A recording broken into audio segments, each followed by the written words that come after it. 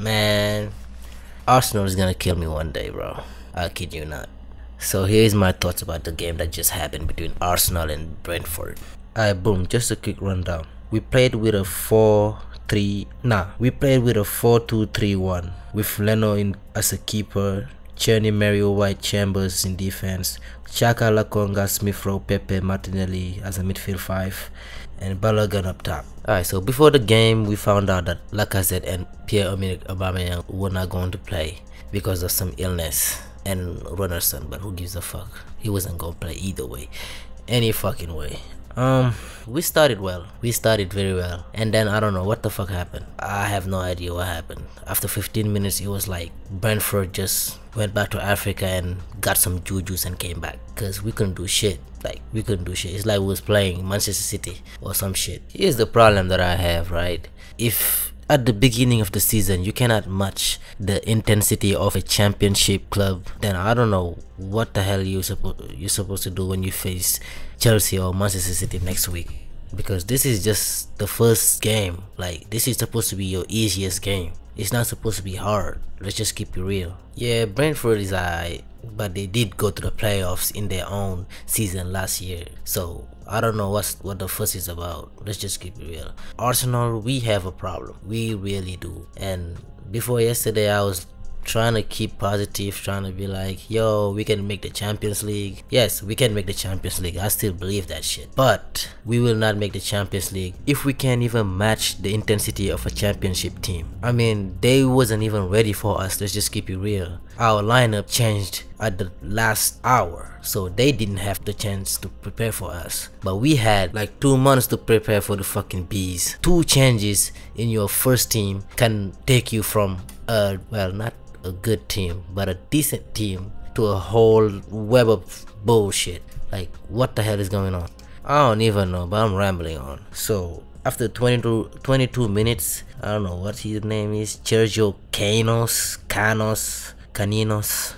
Canos scores. Like, alright, that goal was nice. Let's just keep it real. That goal was nice. I don't know what Chambers was doing, backing off like that. I don't know what Leno was doing, not covering his near post, but that was a nice goal. I'm not even gonna lie to you. That was beautiful. That was a nice goal. Although I do have to add, if you watch the goal clearly, Pepe was supposed to help Chambers. Let's not forget that. Pepe was pointing at the guy. What is his name again? Sergio Ninos? I don't know. Anyway, Pepe was supposed to help, but he just kept on pointing at the ball like a damn idiot. Like, come and help, pressure on him. Just standing there. And I hear people saying that the ball might have went out. Well, who cares? Who cares? Because it's our player that brought it back in, and the referee is too far to see it. I don't remember whether it was a corner or a goal kick if he did let it go in. Although, if it was a goal kick, then why would he kick it back on? I don't know, I'll have to check. But anyway, I don't want to hear about the ball, period, whether it was in or out. He defended poorly, Pepe didn't help, and Leno didn't cover his near post. So we concede. Now what? After the goal, they seem to have woken up. I'm talking about Arsenal. They seem to have woken up a little bit, but they were just pump faking. I mean, all that bark but never biting.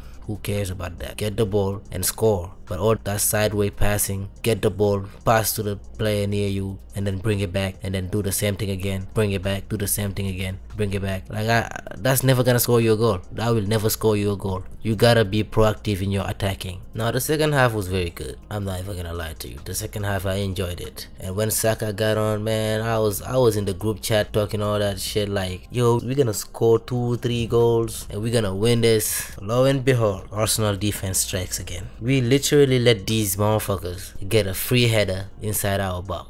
Let me repeat that shit again. We let Brentford get a free header inside our own box. Go back and watch the goal. Go back and watch the goal. You will notice that there are 10 players in the penalty areas. 10 Arsenal players in our own penalty area. And none of them could stop this giant of a man from rising and putting the goal in our nets. They just stood there looking blind and lost. It was atrocious defending. I mean, how can you have 10 of your own players all covering one small area and still allow a goal? I can't believe this shit. I cannot believe this shit. I swear I can't believe this shit. I can't even blame Journey for that, cause he's tiny compared to this guy. What is his name again? I think his name is Christian Nord something. Who cares? Man, after that, even I walked out of my own living room. I wasn't gonna watch that shit again. Like, I understand the fans for walking out the stadium, cause that I don't even know how to analyze that. I just don't know. I'm really trying to find the words for this, but I don't know. And people are saying that we have a new defensive assistant coach or whatever the fuck it is.